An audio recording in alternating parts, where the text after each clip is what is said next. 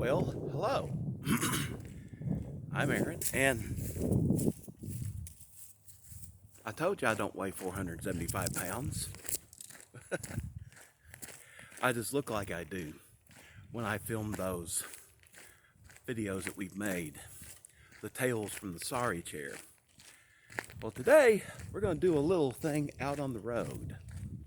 Going to take a little walk. It's a kind of pleasant-ish Saturday afternoon. We've done our time at the old mill, and we're back at the house.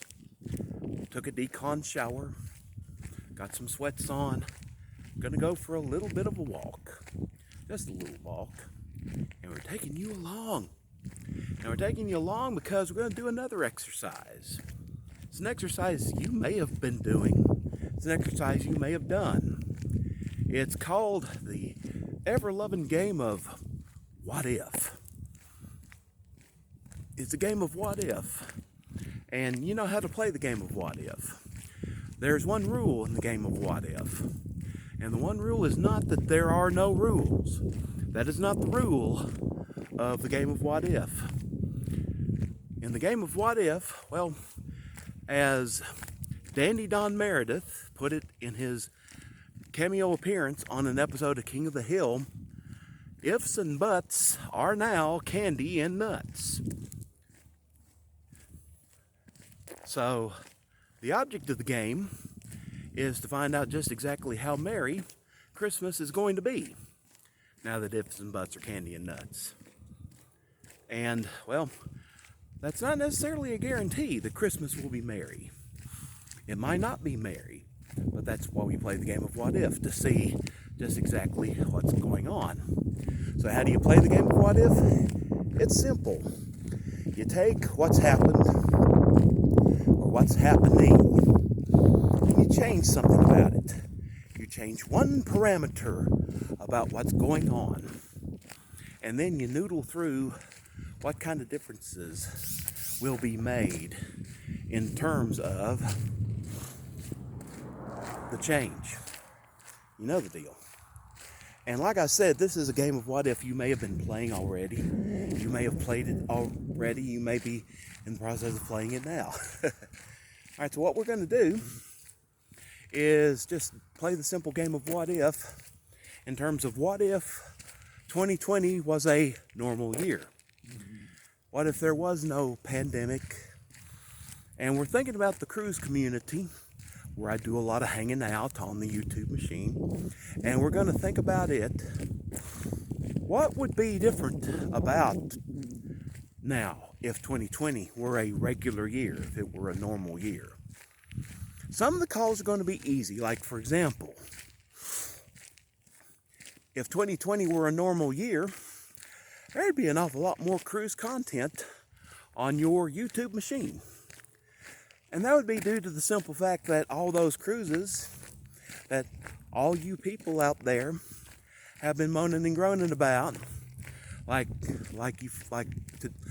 you may be saying today I would have been on insert cruise ship here,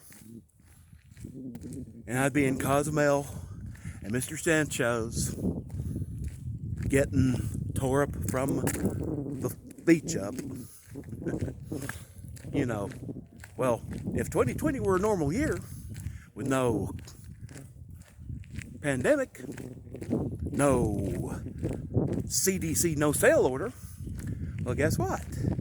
You'd be at Mr. Sancho's getting tore up from the floor up on the beach, because the cruise would have happened. There would be no sale order if there was no quarantine.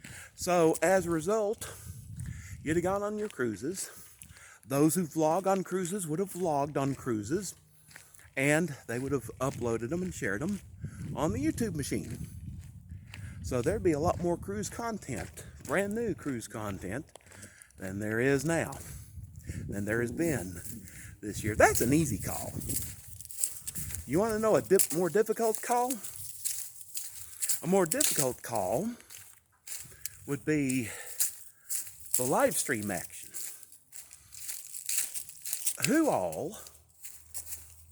Who's began live streaming this year wouldn't be live streaming if 2020 were normal. I'm sure there's some that wouldn't, because think about it this way. If the cruise world would be normal in a normal 2020, then you know what else would be normal in a normal 2020 with no pandemic? Work life. Work life would be normal. Know what else would be normal? Family life. Family life would be normal. Now, in light of these things, well, if you, on a normal year, I mean, if you love the cruise life, if you love going cruising, and you like hanging out on live streams, but all the obligations with work and all the obligations with family make it difficult for you to make it to a live stream, well then, imagine how much more difficult it would be to get into the live streaming business yourself. Now, that doesn't mean everybody that's making live streams as of this year wouldn't be in the business. I'm sure there's plenty that would be, because you people out there that know them, you'd probably say, you know, you should live stream. You would be good at it. There are plenty of people that would be told that. And then there's other people that would be thinking that they would like to do live stream. So, as far as, calling names, of course, I can't do that. I can't say thus and such won't be. No, I can't do that. I don't have that knowledge. I don't have that wisdom. I don't have that savvy. But I'd say some people probably wouldn't be. It would depend just to how the life stacks up on a normal year. And now the cruise-a-thons, like the one that just finished a couple of weeks ago or so, well, you can't necessarily say that, well, if 2020 were normal and there was no pandemic, there would be no pandemic boredom and hence no cruise-a-thons. That's not necessarily true. If I recall my cruise-a-thon history correctly, the first two cruise-a-thon events were actually fundraisers. They were the fundraisers. First for the Mullins, put on by all the friends of Sean and Steph. And then next, the one for Edna's Mister, with Edna's World, the fundraiser for him. And then after that, as the pandemic wore on, as the no-sail order stayed in place, and as cruise after cruise after cruise after cruise got canceled, and month after month after month, you got put off from hopes of cruising, then you began the cruise-a-thons just to have fun, to bust the pandemic lockdown boredom, and to keep your minds on the cruise game. Now, obviously, those probably wouldn't have happened. But as far as cruise-a-thons period, no, not necessarily. You probably would have had the fundraisers. The fundraiser would probably have happened because that's the kind of people you cruise people are. You've shown yourself time and time again that you like one another, you care for one another, and if the chips are down, you'll do what you can for them. And that's awesome. Although I have to say, this last one that just happened a couple of weeks ago, okay, that one probably wouldn't have happened. But the reason that fundraising cruise-a-thon would not happen, that'd be because you'd already be fundraising for St. Jude's. The Groove to St. Jude's on the Fun Ships Carnival. You'd be doing that already. But it's a fantastic weekend. It's a fantastic day with the cruise-a-thon. This last cruise-a-thon. It was a great thing, but obviously, like I said, if the ships were running and the grooves for St. Jude's were running, there'd be no real need for it. So like I say, some calls are easy, some calls are harder. Like, what about relationships? How would relationships develop in a pandemic-free 2020? Well, they would have. They clearly would have, and they would have the same way they've developed in the years before the pandemic, through the live chats, But when it comes to face-to-face meetings, well, obviously some of them would have happened if the cruises had been allowed to go on. But we've had some additional face-to-face meetings, some people out there in the cruise world, as they've gone alternative, they've sought alternative vacations, and they've looked into alternative ways to vacation. And there's been some special friendships that have been created through those face-to-face meetings. And you can't help but have adversity, throw an extra angle in there, whether it's just the things you got to go through to actually scratch your wanderlust itch, or hurricanes and the things that they cause to happen. But hello, pussycat. But there have been plenty of meetings that would have still happened on the cruise if the cruises were allowed to happen. I mean, you can keep up with each other on Shipmate. You can keep up with one another in live chats, and you would have met. You may not have met in the particular way that people met this year, but still, relationships would have developed. But would they have developed exactly the same way? I don't know. Perhaps the adversity angle might cause a interesting little fold. But anyway, relationships. And then there's something that we hinted at, the crossover. And when I say crossover, I'm talking about crossover as in cruise people starting to hang out and poke around on camping forums, RV forums, etc., etc., etc. And again, this is as people seek alternative ways to scratch the wanderlust itch. Now, a lot of people are cruisers pretty much exclusively, and there's nothing wrong with that. In fact, it's very easy to comprehend why someone would be that way.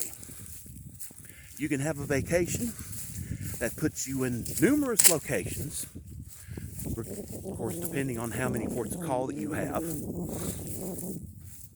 And all the logistics are sewn up in a nice, neat little package. If you tried to make a multiple stop tour on land and you did it a la carte, one little hitch in a connection for travel, it could send ripples through your entire time. One hitch could actually ruin your whole vacation. That's not impossible for a cruise vacation to be ruined, obviously. But if you didn't get to take that excursion that you decided you wanted to take when you were planning the cruise, it's not a big deal. If you miss a port, if you sign up for a cruise because the cruise has a port of call, a specific port of call, and for whatever reason, the cruise ship can't dock at the port of call, and you have to skip that port of call. It'll be a disappointment, especially if that port of call was the primary reason you booked that particular cruise. But it's not like your vacation is over. You can still have fun in different ways. You can have fun on the sea, you can have fun in other ports. So that's why cruising looks so beautiful. One great reason why cruising looks so beautiful. But that's not the only way you vacation. And that's not the only way that some cruisers vacation. Some cruisers have RVs. Some cruisers do theme parks. Some cruisers do national parks. And you have a lot of cruisers that are exploring different ways of having a vacation, of getting away from it all. They're looking at places within our nation, and they're even looking for alternative ways. Like, for example, we've seen some folks, you can't hop onto a cruise ship and cruise to Cozumel. But you know what you can do?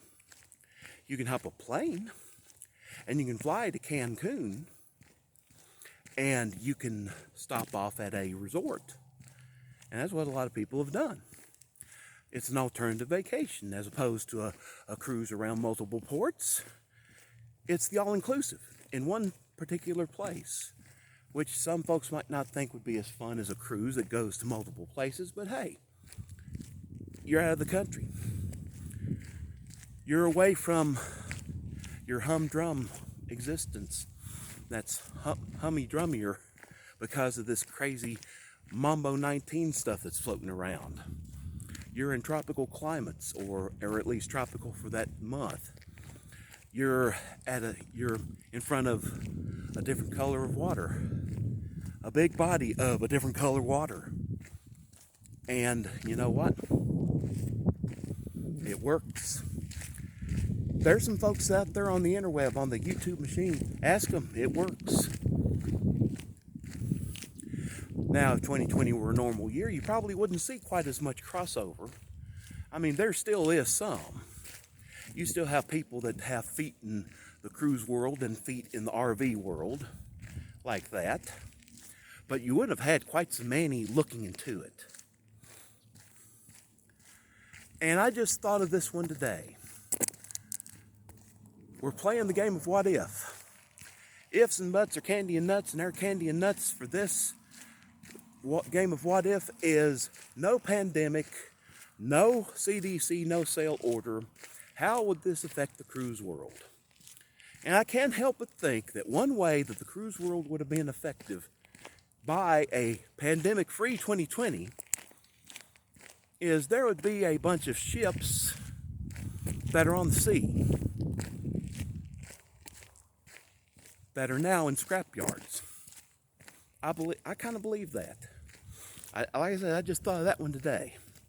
Now, as far as the Mardi Gras, the collecting of the Mardi Gras, well, there's all sorts of other extenuating circumstances that hampered the delivery of that. But some of these ships that have been sold off to other lines, some of these ships that have been taken to scrapyards, well, if 2020 were pandemic free and the cruise companies were in much more better financial health, they wouldn't be scrapping cruise ships, I believe. These ships that some of you have developed a great love for, they'd be on the sea. You might even be cruising on one of them. You may be arranging a cruise on one of them. But because of the times that have hit, they're cutting losses, they're selling off ships, they're selling ships for scrap. But if things were different, they probably wouldn't be.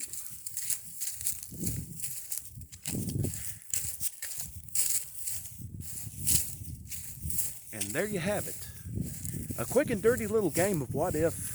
A quick and dirty little game of what if that you've probably played in your little mind.